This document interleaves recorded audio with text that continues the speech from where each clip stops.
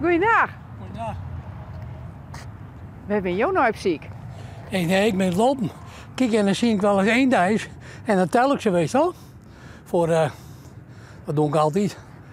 Verderop er liggen stukken meer, stukken wacht. Dan zie ik dat ergens allemaal als ze er niet uithalen, weet je wel. Vind ik wel interessant. Dat zit in je. Ja, waarom zit dat in je? Nou, vroeger heb ik bij de vogelwacht. Maar ja, het is nou allemaal wetten, hoor. Je mag niks meer. Dus daarom doe ik dat niet. Dan ben ik opgehouden. En dit vind ik wel heel mooi. Dan zoek ik ze even te zien. Dan leid hij weer. En als ik natuurlijk schrijf ik alles op. Dat ik dan wees ben.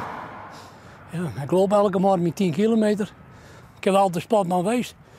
Ik ben tweede van Nederland geweest in powerlift in 78. Dus maar ja, ik heb een stoom en dat mag niet meer, hoor. Maar niet betillen, dan loop ik. Ik draai liever, hoor. Ik kon als ik van mijn werk 30 kilometer s'avonds draven. Dat draai ik zomaar. En de hele dag metselen, de dik over en s'avonds de wak.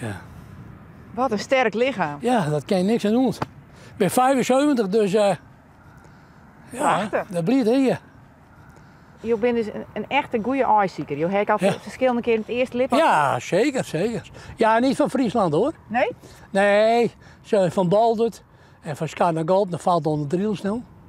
Dus nou, een wit massa heb ik gehad.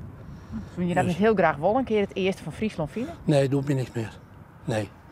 Nee hoor, het is allemaal wetten. Nee, dit vind ik nog alleen mooi, dat doe ik niet, maar anders is het sluis. Maar dat doet me niks meer, dus Nee, je neemt jij er wel graag wel? Ja, natuurlijk, dan volhouden. Maar nou, nee. Je mag dit niet en je mag dat niet. En nee, voel ik niks. Ik weet in, maar dat was zo, hoor. Het is nou veranderd. En je mag het lang niet in. Dus niks. Maar ik ga dus voor jou is de charme van de ijsziekie er al? Ja, dat is er al. Klopt. Nou ja, dat is het. Ik ga verder, want anders bedankt, hè. Ja, jou ik Doeg. graag. Doeg.